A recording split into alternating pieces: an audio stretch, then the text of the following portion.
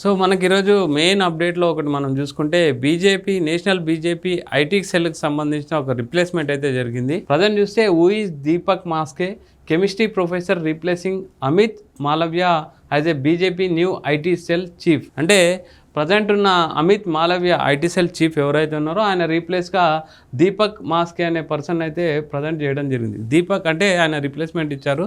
Main Deepak మాస్కే అనే person ఎవరు, అసలు దీపక్ మాస్కేకి సంబంధించిన అంటే ప్రజెంట్ ఉన్న సిచ్యువేషన్లో ఒక ఐటీ సెల్ని అంటే బీజేపీ నేషనల్ అధికారంలో ఉన్న ఒక బీజేపీ నేషనల్ ఐటీ సెల్ పర్సన్ని చేంజ్ చేయడం అంటే మెయిన్ ఇన్ఛార్జ్ని చేంజ్ చేయడం అనేది ఒక పెద్ద న్యూస్ అనే చెప్పాలి.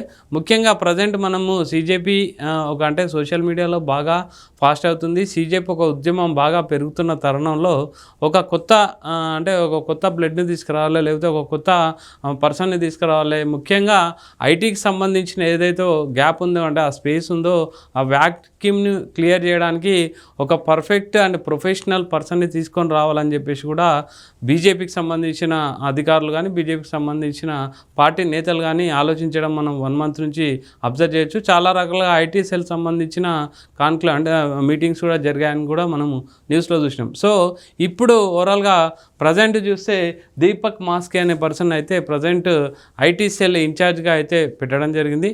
దాంతోపాటు ఒక 5 మంది కన్వీనర్లను కూడా వారితో పాటు నియమించారు.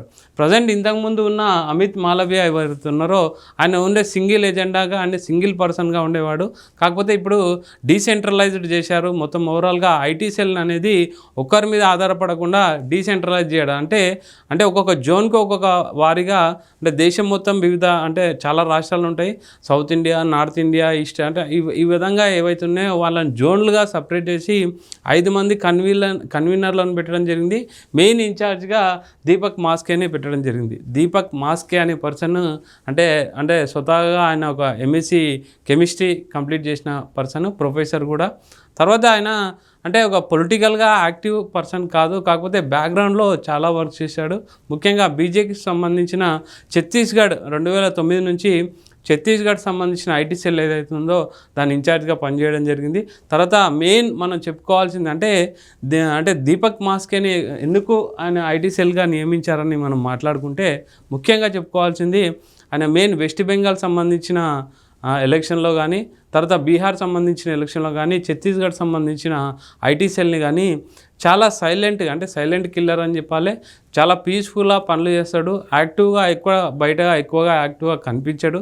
కాకపోతే తన ప్లాన్స్ కానీ అంటే ఐటీ రంగంలో అంటే రీల్స్ విషయంలో కానీ, ఏదైనా గవర్నమెంట్కి సంబంధించిన పథకాలను ఎలివేట్ చేయడంలో కానీ, తర్వాత సోషల్ మీడియాను రన్ చేయడంలో కానీ ముఖ్యంగా ఛత్తీస్గఢ్ మెయిన్గా వెస్ట్ బెంగాల్కి సంబంధించిన వాటిలో చాలా యాక్టివ్ కీ రోల్ ప్లే చేసిందని చెప్పాలి. వెస్ట్ బెంగాల్ విజయంలో ఎక్కువ సోషల్ మీడియా ప్రభావం చాలా ఎక్కువగా ఉందని చెప్పాలి. అలాంటి వెస్ట్ బెంగాల్ ప్లేస్లో కూడా దీపక్ మాస్కే అనే పర్సన్ అయితే బాగా ఎక్కువగా వర్కౌట్ అయిందని చెప్పాలి. సో తర్వాత వెస్ట్ బెంగాల్ కానీ, బీహార్ కానీ, తర్వాత ఛత్తీస్గఢ్ కానీ 2009 నుంచి ఐటీ సెల్ మెయింటైన్ చేస్తున్నాడు.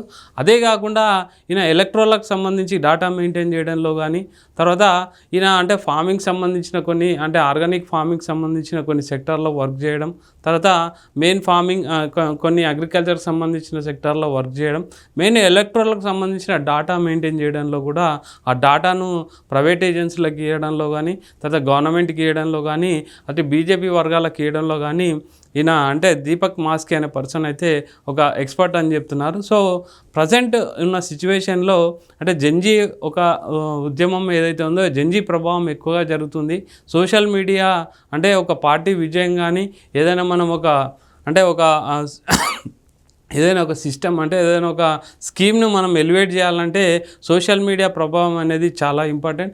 సో సోషల్ మీడియా ప్రభావం ఉండాలంటే ఆల్రెడీ ఒక ఎక్స్పర్ట్ని తీసుకురావాలని చెప్పేసి కూడా దాన్ని మొత్తం ఓవరాల్గా దాన్ని స్క్రూటినీ చేయాలంటే పకడ్బందీగా ఈచ్ అండ్ ఎవ్రీ స్టేట్లో సోషల్ మీడియా ఎలా వర్క్ అవుతుంది, ఈచ్ అండ్ ఎవ్రీ డిస్టిక్లో కానీ ఒక జోనల్లో కానీ ఏ విధంగా సోషల్ మీడియా వర్కౌట్ అవుతుంది అనేది ఖచ్చితంగా మనం అబ్జర్వ్ చేయాలంటే ఒక పకడ్బందీ సిస్టమ్ ఉండాలి. దానికోసమే డీసెంట్రలైజ్ సిస్టమ్ని మనం తీసుకొచ్చినట్టయితే మనం అబ్జర్వ్ చేయొచ్చు.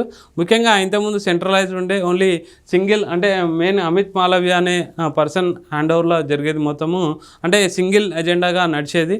కాకపోతే ఇప్పుడు ఏదైతే ఉందో ప్రజెంట్ దీపక్ మాస్కే అనే పర్సన్ ఏదైతే ఉందో డీసెంట్రలైజ్ అంటే రాగానే ఒక 5 మంది కన్వీనర్లను సెలెక్ట్ చేసుకోవడం, ఆ కన్వీనర్ల యొక్క ప్రజెంట్ ఏవైతే అంటే వాళ్ళ అకౌంట్స్ ఉన్నాయో సోషల్ మీడియాలో కూడా వాళ్ళ అకౌంట్లు అయితే డీయాక్టివేట్ అయిపోయాయి.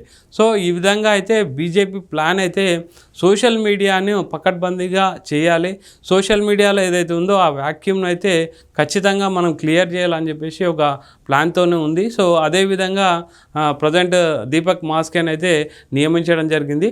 అంటే ఈ యాక్షన్ ప్లాన్ అనేది ఖచ్చితంగా అంటే రేపు జరగబోయే ఏదైనా అంటే ఎలక్షన్స్కి సంబంధించి కానీ బీజేపీకి సంబంధించి సోషల్ మీడియాకి సంబంధించి కానీ కొంచెం వీక్ ఉన్నట్టయితే చాలామంది అభిప్రాయపడ్డారు. ఆ వ్యాక్యూమ్ని ఏదైతే క్లియర్ చేయడానికి బీజేపీ ఒక పక్కా ప్లాన్ ప్రకారం అయితే వెళ్తుందని ఈ యొక్క విషయంతో మనకు అర్థమైంది. సో దీపక్ మాస్కేని ఒక BJP IT cell national BJP IT సెల్ని దీపక్ మాస్కేని అయితే ఒక కొత్త ఐటీ సెల్ అధికారిగా నియమించడం అనేది కూడా అంటే ఈరోజు బాగా అంటే చర్చించుకోవాల్సిన విషయం అని చెప్పొచ్చు.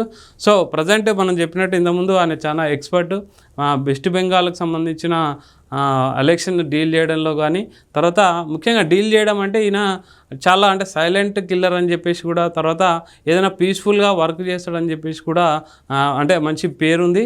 సో ఏదైనా విజయం అంటే కూడా బ్యాక్గ్రౌండ్లో వర్క్ చేస్తాడు కానీ ఎక్కువగా హైలైట్ గారు. సో సోషల్ మీడియాలో రీల్స్ కానీ వీడియోస్ కానీ తర్వాత ట్విట్టర్ కానీ ఎక్స్ కానీ ఇవన్నీ ఏవైతే ఉన్నాయో సోషల్ మీడియా మాధ్యమాలను వినియోగించి అనుకున్న విషయాన్ని ప్రజలకు చేరవేయడంలో దీపక్ మాస్కే చాలా ఎక్స్పర్ట్ అని చెప్పేసి, తర్వాత వారితో పాటు ఉన్న 5 మంది కో కన్వీనర్లు కూడా వాళ్ళు కూడా చాలా ఎక్స్పర్ట్స్ అని చెప్పేసి, సో ఈ విధంగా డీసెంట్రలైజ్డ్ ఒక సిస్టమ్ని అయితే బిల్డప్ చేసింది బీజేపీ ఐటీ సెల్. చూడాలి ఈ విధంగా ఏ విధంగా పనిచేస్తుంది అనేది చాలా ఇంట్రెస్టింగ్ టాపిక్ అయితే మనం చెప్పుకోవచ్చు.